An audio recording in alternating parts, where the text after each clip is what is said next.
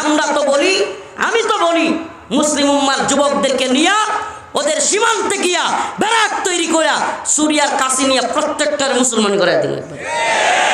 বদমাইশের দল, বন্ডামি। আমাদের সালাউদ্দিন আইয়ুবী, সুলতান মাহমুদ গজনবী, মুহাম্মদ বিন কাসিমের ইতিহাস তোরা ভুলে গেছিস? তোদের গর্গবিন্দ আর রাজা দিহাররা পালায়া যাইতে বাধ্য হয়েছিল ছোট্ট বাহিনীকে দেখে ভয় পায়া। এরা অনেক হাক ডাক দিতে জানে, বড় বড় বক্তব্য, বড় বড় কথা বলতে জানে, কিন্তু যখনই মুসলমানরা দাঁড়ায়া যায় এদের সমস্ত হাক ডাক একবারে সীমায় যায়। মুসলমান ইমানদার সাহস রাখতে হবে অশ্লীল কাজে। আল্লাযীনা হুম আনিস ওয়াল্লাযীনা হুম আনিল লাগবি মুরিদুন। মুমিনের কাজ নয়, মুমিনের কাজ নয় ওহেস্তু ফালতু যাত্রা ফাত্রা ল্যাংটা নাচ গান এগুলোর মধ্যে শরীক হওয়া মুমিনের কাজ, ইমানদারের কাজ। আল্লাহ পাক ইমানদারদেরকে আল্লাহ বলেছেন ইউজাহিদুনা ফি সাবিলিল্লাহ ওয়ালা ইয়াখাফুনা লাওমাতা লাইম। তারা আল্লাহর রাস্তায় জিহাদ করবে, কোনো কাফেরের কোনো নিন্দুকের নিন্দার পরোয়া তারা করবে না। সুবহানাল্লাহ। নিন্দুকের নিন্দার পরোয়া আমরা করি? আমরা নিন্দুকের নিন্দার পরোয়া করি না। এরপরে আল্লাহ কি বলেন? ওয়াল্লাযীনা হুম লিফুরুজিহিম হাফিজুন। মুমিনের আরেকটা সিফাত হলো মুমিন তার লজ্জাস্থানকে হেফাজত করে। কি করে? কি করে? মুমিন তার লজ্জাস্থানকে হেফাজত করে। আল্লাহ রাসূল সাল্লাল্লাহু আলাইহি ওয়াসাল্লাম বলেছেন, গুরুত্ব দিয়ে একটু শুনবেন, কোন ব্যক্তি যদি আমাকে দুইটা জিনিসের গ্যারান্টি দিতে পারে, রাসূল সাল্লাল্লাহু আলাইহি ওয়াসাল্লাম বলেন আমি তাকে জান্নাতের গ্যারান্টি দেব। দুইটা জিনিসের গ্যারান্টি রাসূলকে দিলে রাসূল তাকে জান্নাতের গ্যারান্টি দিবে। একটা জিনিসের নাম হলো লজ্জাস্থান, আর একটা জিনিসের নাম হলো জবান। এই জবান বা জিহ্বা, এটার গ্যারান্টি এবং লজ্জাস্থানের গ্যারান্টি যে আল্লাহ রাসূলকে দিবে, রাসূল বলেছেন আমি তাকে জান্নাতের গ্যারান্টি দেব।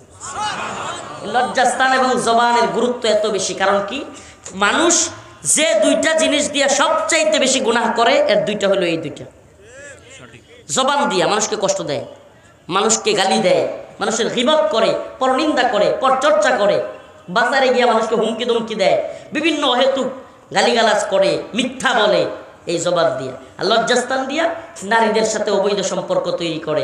এই দুইটাই আল্লাহর কাছে বড় পছন্দ। অতএব এই দুইটাকে যে হেফাজত করতে পারলো আল্লাহর জান্নাত সে কামাই করলো। তো লজ্জার হেফাজত লজ্জাস্থানের করবো তো ইনশাআল্লাহ। কয় হুজুর কেমনি করবো? আল্লাহ তো বলছে ইল্লা আলা আজওয়াজিহিম, স্ত্রী গ্রহণ করার জন্য। কারণ বাপে বিয়া করায় না, কেমনে করবো হুজুর?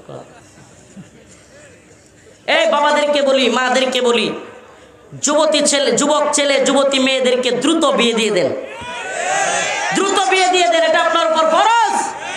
যদি আপনি আপনার ছেলেকে বিয়ে না দেন, যদি আপনি আপনার মেয়েকে বিয়ে না দেন, যদি ওই যুবক ওই যুবতী এই কোনো ধরনের গুনাহে লিপ্ত হয়, ওই যুবক যুবতী যেমন হারাম করে গুনাহগার হয়ে জাহান্নামের পথে যাবে, আপনি গার্ডিয়ান হিসেবে তাকে সময় মতো বিয়ে না দেওয়ার কারণে আপনিও জাহান্নামের আসামি হবেন। মনে রাখবেন, এটার গুনাহগার আপনিও। এজন্য যুবক যুবতী তাদের মা বাবাদেরকে বলি, ও আমার মা বাবারা গুরুত্ব দিয়ে শুনেন। অযথাই আমাদের সমাজ এত বাজে হয়েছে, হায় রে, এই কাবিনের বোঝা, মোহরের বোঝা, যৌতুকের বোঝা এমন পর্যায়ে নিছে যে এখন যুবকরা বিয়ে করতে ভয় পায়। হ্যাঁ, বাপ মা কয় বিয়ে করবি, খাওয়াইবি কি? মনে হয় যে এটা খাদক, মানে 4 জনে খাইতে পারতেছে সংসারে, আরেকটা প্লেটই তো বাড়বে। কথা বল না, 4 জনে খাইতেছে, আরেকটা প্লেট বাড়লে এমন কি হয়ে যাবে? কয় হুজুর খালি প্লেট বাড়বে, অনেক টাকা লাগে খরচ বিয়েতে। আমি বলি আপনারা খরচ করতে কইছে কে? রাসূল সাল্লাল্লাহু আলাইহি ওয়াসাল্লাম বলছে যে বিয়েতে যত খরচ কম সেই বিয়ে তত বেশি উত্তম। আল্লাহ নবীর কাছে এক মহিলা আসছে, ইয়া রাসূলুল্লাহ আমরা বিয়ে করেন। আল্লাহ নবী রাজি হইলেন না, মুখ এদিকে ফিরিয়ে নিলেন। আবার এদিকে এসে বলছে, ইয়া রাসূলুল্লাহ আমরা বিয়ে করেন। আল্লাহ রাসূল রাজি হইলেন না, আবার বলতেছে, ইয়া রাসূলুল্লাহ আমার বিয়ে করেন। এক সাহাবী পাশ থেকে কয়, মহিলাটা একটু সুন্দরী ছিল, সাহাবী কয়, ইয়া রাসূলুল্লাহ আপনি বিয়ে না করলে আমারে দিয়ে দেন। সুবহানাল্লাহ ওয়া বিহামদিহি। হাদিস, মিথ্যা নয়, হাদিস। আল্লাহ রাসূল বললেন তুমি যে বিয়ে করবা মোহর কি আছে? স্বর্ণের টুকরা আছে? কয় নাই। একটা রূপার টুকরা? কয়টাও নাই। কয় একটু পিতলের বা লোহার একটা কিছু নিয়ে আসো মোহর হিসেবে দেই? কয়টাও নাই। কয় কোরআন জানো তিলাওয়াত করতে? কয়েকটা সূরা মুখস্থ জানি। ওই মহিলারে বলল তুমি তো নতুন মুসলমান হবা, তোমাকে সেই কোরআনের সূরাগুলো মুখস্থ করায় দিবে, এগুলোই তোমার মোহর। সুবহানাল্লাহ কোন? সুবহানাল্লাহি ওয়া বিহামদিহি, সুবহানাল্লাহি ওয়া বিহামদিহি। আল্লাহ রাসূল বিয়েকে সহজ করতেন। যেই সমাজে বিয়ে যত সহজ, সেই সমাজে জিনা তত কঠিন। আর যে সমাজে বিয়ে কঠিন, ওই সমাজে জিনা সহজ। আর গভীরে গেলাম না, গভীরে গেলে তো আবার সমস্যা। থাক, মাফ করে দিয়েন, গভীরে যাইতে পারলাম না। গভীরে যাইলে অনেক কথা আসবে। আজকে কি পরিমাণে যে পরকিয়া, কি পরিমাণে জিনা, ব্যভিচার, ওই বাবা ওই মাও এগুলোর জন্য গুনাহের দায়ী। সমাজে কি পরিমাণে গুনাহ, এই হ্যাঁ, আস্তাগফিরুল্লাহ আস্তাগফিরুল্লাহ। এমন যুবক পাওয়াই মুশকিল যে বিয়ের আগে রিলেশনে জড়ায় নাই। এমন যুবতী পাওয়াই মুশকিল হয়ে যাচ্ছে যে বিয়ের আগে অবৈধ সম্পর্কে লিপ্ত হয় নাই। এই যে একটা সমাজ, এই যে একটা রাষ্ট্র জিনাহের কায়েম করতেছেন, এই জন্য ওই বাবা মাও দায়ী, এই রাষ্ট্র দায়ী, সমাজ দায়ী। আমাদেরকে এই দায় থেকে মুক্ত হইতে হলে কম খরচে বিয়ের ব্যবস্থা করতে হবে, বেশি বেশি বিয়ে হবে। স্বামী স্ত্রী একসাথে থাকবে, সংসার করবে। রাসূলুল্লাহ সাল্লাল্লাহু আলাইহি সাল্লাম বলেছেন, যে বিয়ে করবে আল্লাহ পাক তার রিজিক বাড়ায় দিবে। সুবহানাল্লাহ, রিজিকেরও সাথ দিয়ে দিবে। আল্লাহ পাক সবাইকে জিনা মুক্ত সমাজ গড়বার তৌফিক দান করুক, বলেন আমিন। আরো জোরে আওয়াজ করে বলেন আমিন।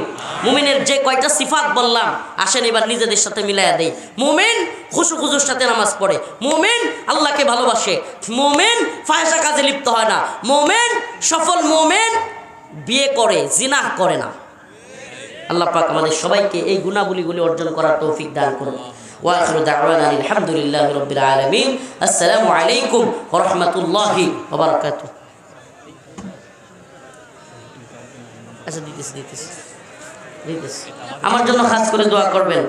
আমি আপনাদের কাছে দোয়া চাই। এই ঠান্ডার মধ্যে প্রতিদিন প্রোগ্রাম করি বাবা, আপনাদের খাস দোয়া চাই। ওই কারাগারে থাকতে দোয়া করছেন, এখন দোয়াটা ছেড়ে দিন, আপনি করে দেন, আপনারা করে দেন। আলহামদুলিল্লাহি রাব্বিল আলামিন আর রহমানির রহিম মালিক ইয়াউমিদ্দিন। আল্লাহ আপনি আমাদেরকে মাফ করে দেন। আয় আল্লাহ ফিলিস্তিনের মুসলমানদেরকে হেফাজত করেন। আয় আল্লাহ, আয় আল্লাহ এই ভূখণ্ডকে হিন্দুত্ববাদীদের ষড়যন্ত্র থেকে হেফাজত করেন। আয় আল্লাহ এই মসজিদকে কবুল করেন। আল্লাহ এই মসজিদের যত জরুরত পূরণ করে দেন। আল্লাহ যারা দান করছে তাদের দানকে কবুল করেন। আয় আল্লাহ আপনি আমাদের সবাইকে মাফ করে দেন। আমাদের যাদের বাবা নাই মা নাই তাদের কবরকে জান্নাতের বাগান বানায় দেন। এলাকাবাসীকে দিনদার পরেজগার মুত্তাকি বানায় দেন। সুবহানা রাব্বিকা রাব্বিল ইজ্জাতি আম্মা ইয়াসিফুন, সালামুন আলাল মুরসালিন, আলহামদুলিল্লাহি রাব্বিল আলামিন।